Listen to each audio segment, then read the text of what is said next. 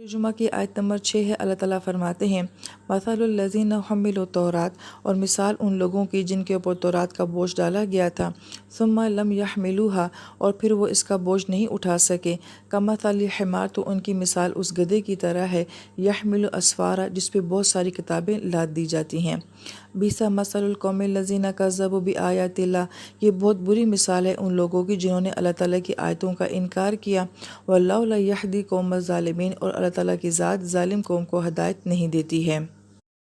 जब हम सूरह जुमा को देखते हैं तो हमें इसके 3 पैसेजेस या 3 हिस्से नज़र आते हैं। हम पहले हिस्से में देखते हैं कि सिर्फ़ किताबुल्लाह की बात की गई है, उसको पढ़ाने के तरीक़े अंदाज़ के ऊपर बात की गई है, और फिर ये कि आने वाली उम्मत में भी जो है वो इसी तरीके से दीन पहुँचाया जाएगा, उसकी बात की गई है। अब हम ये इस दूसरे हिस्से में दाखिल हुए हैं सूरह जुमा के, तो इसके अंदर हम ये देखते हैं कि बनी इसराइल का ज़िक्र किया जा रहा है, और उनका भी जो किताब के साथ मामला था उसका भी किया जा रहा है। लिहाजा इस बात का पिछली बात के साथ क्या रब्त है, और अल्लाह ताला हमें इस पैसे से क्या समझाना चाह रहे हैं, वो ये कि तुम्हें भी किताब दी गई है और तुमसे पहले एक कौम को भी किताब दी गई थी। उन लोगों ने अपनी किताबों के साथ क्या मामला किया था, महज सतही सा मामला, सिर्फ ऊपर ऊपर से इसको पढ़ना, ना समझना था, ना गौर व फिक्र करना था, ना तदब्बुर करना था, और ना उसके ऊपर अमल करना था। तो वो कौम जो है वो ज़वाल का शिकार हो गई थी। तो इस आयत मुबारका में हमें भी यही बात कही जा रही है कि अगर तुमने भी इस किताब के साथ यही रवैया रखा जैसा उस कौम का था, तो फिर इस उम्मत के ऊपर भी ज़वाल आ जाएगा,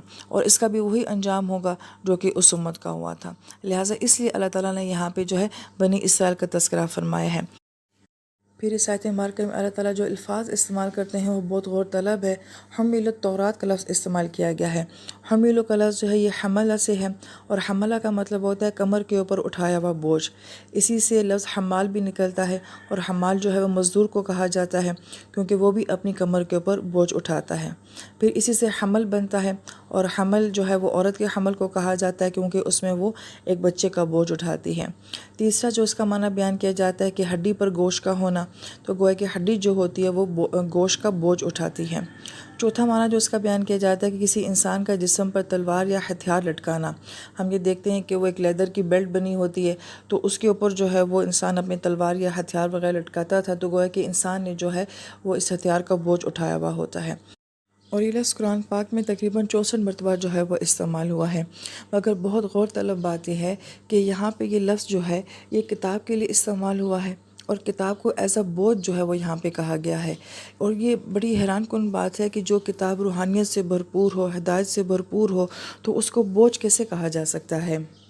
तो बोझ उसी चीज़ का होता है कि जिससे आपको मोहब्बत नहीं होती। इंसान उसी चीज़ का जो है वो वज़न महसूस करता है, उसी चीज़ से बोझल होता है जिससे उसको कोई दिलचस्पी नहीं होती है।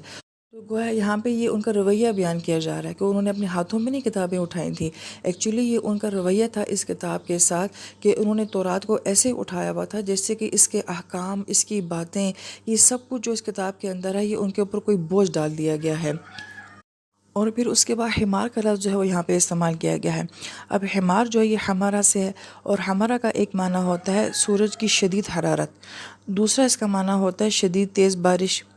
तीसरा इसका माना होता है कि ऐसा शख्स जो कि सूरज की तपश से जल जाता है, जिसको हम सन बर्न कहते हैं, और जिस्म पे सुर्ख किस्म के निशानात पड़ जाते हैं। चौथा इसका माना होता है कि जिस्म पे अगर शदीद कोई ख़ारिश हो जाती है, तो ख़ारिश कर करके जो सुर्ख किस्म के निशानात पड़ जाते हैं उनको भी जो है वो हमर कहा जाता है। अब ये लफ्ज़ कुरान पाक में 6 मरतबा आया है, और इसी से लफ्ज़ जो है वो हिमार भी बन गया है। और इसकी एक वजह तो ये बताई जाती है कि इस लफ्ज़ को जो है वो गधे के लिए क्यों इस्तेमाल किया गया है, कि शायद बाज़ गधे ऐसे होते हैं कि उनका रंग सुर्ख होता है।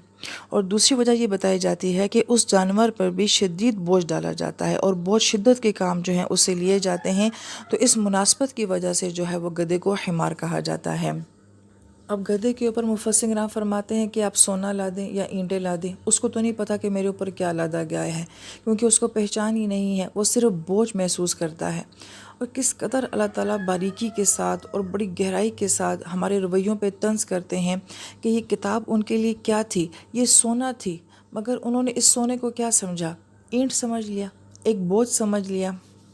اللہ تعالیٰ ہمیں معاف فرمائے کہ آج ہمارے رویے بھی اس کتاب کے ساتھ نہیں ہیں، کہ ہمیں قرآن کے احکام بوجھ لگتے ہیں کہ یہ نماز کیوں ہے، یہ ہمیں زکوٰۃیں کیوں دینی پڑتی ہیں، راتوں کو تہجدیں کیوں اٹھ کے پڑھیں، کیوں کسی کو ہم معاف کریں۔ یہ سب باتیں جو ہیں آج ہمارے لیے اللہ معاف کرے یہ بوجھ بنتی جا رہی ہیں، لیکن بہرحال اس کا ایک خاص معنی بھی ہے۔ لیکن اس سے پہلے جو لفظ اسفارہ آیا ہے، یہ لفظ جو ہے اگر سین کی زیر کے ساتھ ہو صفر، تو اس کا مطلب ہوتا ہے کہ بہت بڑی کتاب۔ اور اس کا دوسرا معنی جو بیان کیا جاتا ہے کہ ایسی کتاب جو کہ حقائق کو روشن کر دینے والی ہو،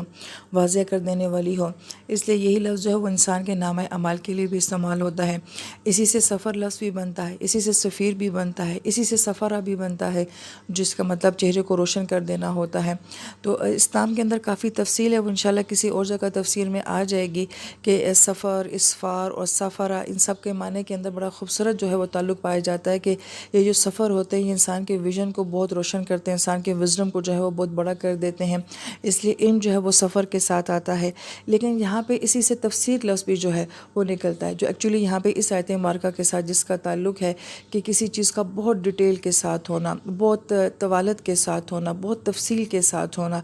تو اب اس آیت مبارکہ میں یہ کہا جا رہا ہے کہ جیسے گدھا ہو اور اس کے اوپر کتابیں ہی کتابیں لاد دی جائیں، تفسیریں لاد دی جائیں، لغات لاد دی جائیں، بہت سارا علم اس کے اوپر لاد دیا جائے، تو اس کو کیا پتہ کہ اس کے اوپر جو بوجھ ہے اس کے اندر کیا کچھ لکھا ہوا ہے۔ اب یہ مثال جو ہے وہ ایک انسان کے لیے دی جا رہی ہے، ایک قوم کے لیے دی جا رہی ہے کہ ان کے اوپر تورات کا بوجھ ایسے تھا کہ اس میں بہت ڈیٹیل کے ساتھ احکام تھے، بہت تفصیل تھی احکام کی، اور اس میں اللہ تعالیٰ کی طرف سے بہت کچھ تھا جو اس قوم کے لیے تھا، مگر وہ کیسا تھا کہ گویا کہ صرف ایک کتاب کا بوجھ ہے جو ان کے اوپر لادا ہوا ہے، ان کو اس کے اندر کیا ہے، اس کی حقیقت کیا ہے، اس سے ان کو کوئی دلچسپی نہیں تھی۔ لہٰذا یہی لفظ جو ہے بنی اسرائیل کے علماء کے لیے بھی استعمال ہوا کہ اگر ایسا علم جو آپ کو نفع نہ دے، تو اگر آپ تجوید بھی جانتے ہیں، ترجمہ بھی جانتے ہیں، تفسیریں بھی جانتے ہیں، نکات بھی جانتے ہیں، گرامر بھی جانتے ہیں، تو یہ سب کچھ کیا ہے، یہ جسٹ ایک بوجھ بن جائے گا اگر یہ علم ہمیں نفع نہیں دے گا۔ اس لیے بڑی پیاری بات مفسر کرام فرماتے کہ نبی علیہ السلام نے اللہ تعالیٰ سے دعا مانگی کہ اللہ تعالیٰ کہ مجھے وہ علم دے جو مجھے نفع دے، تو آپ علیہ السلام نے یہ نہیں فرمایا کہ اللہ تعالیٰ مجھے علم زیادہ دے، بلکہ فرمایا کہ اللہ تعالیٰ مجھے وہ علم دے کہ جو مجھے نفع دے، اور آپ نے فرمایا اللہم انی اعوذ بک من العلم لا ینفع، اور اللہ مجھے وہ علم نہ دے جس کے اندر کوئی نفع نہ ہو۔ لہٰذا اس سے فرق نہیں پڑتا کہ علم زیادہ ہے یا تھوڑا ہے، مگر اس سے فرق پڑتا ہے کہ وہ علم آپ کو نفع دے رہا ہے یا نہیں دے رہا ہے۔ اور پھر آیت مبارکہ کے آخر میں آتا ہے کہ اللہ تعالیٰ ظالموں کو جو ہے وہ ہدایت نہیں دے دے۔ اب اس آیت کا ظالم کون ہے؟ اس آیت کا ظالم وہ ہے کہ جس نے اس کتاب کو وہ حق نہیں دیا جو اس کا بنتا ہے۔ بنی اسرائیل نے اپنی کتاب کو نہیں دیا، اور یہ امت جو ہے وہ قرآن کو اس کا حق نہیں دے رہی جس کو یہ قرآن ڈیزرو کرتا ہے۔ لہٰذا ایک رویہ ہمارا یہ ہے قرآن کے ساتھ کہ ہم نے سیکھنا ہی نہیں ہے، ہم نے پڑھنا ہی نہیں ہے، ہم نے سمجھنا ہی نہیں ہے، ایون ہم نے سننا ہی نہیں ہے کہ سنیں گے تو عمل کرنا پڑے گا۔ اور دوسرا رویہ یہ ہے کہ تجوید کے اوپر بہت فوکس ہے، گرامر کے اوپر بہت فوکس ہے، نکات ہم جانتے ہیں، انفارمیشن میں ہم لوگ اضافہ کیے جا رہے ہیں، مگر یہ علم ہمارے دل میں خوف خدا نہیں پیدا کر رہا، ہماری سوچ نہیں بدل رہا، ہماری زندگی نہیں بدل رہا، ہم سے گناہ نہیں چھڑوا رہا، تو پھر یہ علم ہمارے لیے کیا بن جائے گا؟ بوجھ بن جائے گا۔ اور پھر آیت نمبر 6 میں کہا جا رہا ہے، غالباً میں نے پیچھے آیت نمبر 6 کہہ دی ہے، لیکن 6 آیت اب شروع ہو رہی ہے، اور اس پہ تعالیٰ فرماتے ہیں نبی علیہ السلام آپ کہہ دیجئے یا ایھا الذین ھادوا، ان لوگوں کو جو یہودی ہو گئے ہیں، کیا تم گمان کرتے ہو کہ انکم اولیاء للہ من دون الناس، کہ سب لوگوں میں سب سے بڑھ کر تم اللہ تعالیٰ کے ولی ہو؟ فتمنوا الموت، تو پھر موت کی تمنا کرو، ان کنتم صادقین، اگر تم سچے ہو۔ اب اس آیت مبارکہ کا پچھلی آیت مبارکہ کے ساتھ ربط کیا ہے کہ جب انسان کتاب کے ساتھ ٹوٹتا ہے اور اس کا تعلق اس کو سمجھنے کے ساتھ، اس کے عمل کرنے کے ساتھ ٹوٹتا ہے، تو سب سے بڑا نقصان کیا ہوتا ہے؟ انسان کے عقیدے پہ ہوتا ہے، انسان کے ایمان کے اوپر ہوتا ہے۔ لہٰذا یہودی جو ہیں وہ اپنے بارے میں یہ کہتے تھے کہ ہم اللہ تعالیٰ کے محبوب ہیں، کس بیس پہ کہتے تھے؟ کس بنیاد کے اوپر، کس دلیل کے اوپر وہ یہ بات کہتے تھے؟ اور اصل میں یہ سب برائی ان کے اندر کہاں سے آئی ہے کہ دراصل میں وہ اپنی کتاب کو جانتے ہی نہیں تھے۔ یہ سارا موضوع انشاءاللہ سورہ بقرہ میں ڈیٹیل کے ساتھ ہوگا کہ کس طرح سے ان کے علماء نے عوام الناس کو صرف یہ کہہ دیا تھا کہ ہم اللہ کے محبوب ہیں، ہمیں عمل کرنے کی ضرورت نہیں ہے، اور خود انہوں نے تورات کے اندر تبدیلیاں کرنا شروع کر دی تھیں۔ اب اس آیت مبارکہ کا ہماری زندگی کے ساتھ کیا تعلق ہے کہ آج یہ امت بھی جب قرآن کو نہیں جانتی ہے اور اس کی حقیقت کو نہیں جانتی ہے تو یہ امت اس دھوکے میں بیٹھی ہوئی ہے کہ نبی علیہ السلام کی شفاعت جو ہے وہ ہمیں بچا دے گی۔ اب آپ کہیں گے کہ باجی نبی علیہ السلام کی شفاعت نہیں ہے، تو نبی علیہ السلام کی شفاعت اس کے لیے ہے جو دنیا میں کوشش کر کے آیا ہے، مگر اپنی کوشش میں کسی گناہ کمی کوتاہی کی وجہ سے وہ اگر کہیں پھنس جائے گا تو اللہ کے نبی کی شفاعت آگے اس کو بچا دے گی۔ مگر جس نے دین کو عزت ہی نہ دی ہوگی، جس نے کبھی دین کو سیکھنے کی کوشش ہی نہیں کی ہوگی، تو نبی علیہ السلام کی شفاعت ان کے لیے نہیں ہوگی۔ اور نبی علیہ السلام سے کہا جائے کہ نبی آپ نہیں جانتے کہ آپ کے جانے کے بعد ان لوگوں نے دنیا میں کیا کیا ہے، لہذا نبی علیہ السلام بھی خاموش ہو جائیں گے۔ اور آج ہمارے علماء بھی عوام الناس کو بس یہی واقعات سنا کے جو ہے وہ یہ کہتے ہیں کہ عمل کرنے کی ضرورت نہیں ہے، ہمیں فلاں کی شفاعت بچا لے گی اور فلاں کی سفارش جو ہے وہ ہمیں بچا لے گی۔ اس لیے اس کا ایک فارمولہ بتا دیا گیا ہے کہ اگر تمہیں واقعی اتنی سچی محبت ہے نبی سے اور تم لگتے ہو کہ تمہیں شفاعت جو ہے وہ بچا لے گی، تو پھر موت کی تمنا کرو کہ تم آج مر جاؤ، نبی کی شفاعت مل جائے اور تم جنت میں چلے جاؤ۔ تو ہم کبھی بھی موت کی تمنا نہیں کریں گے۔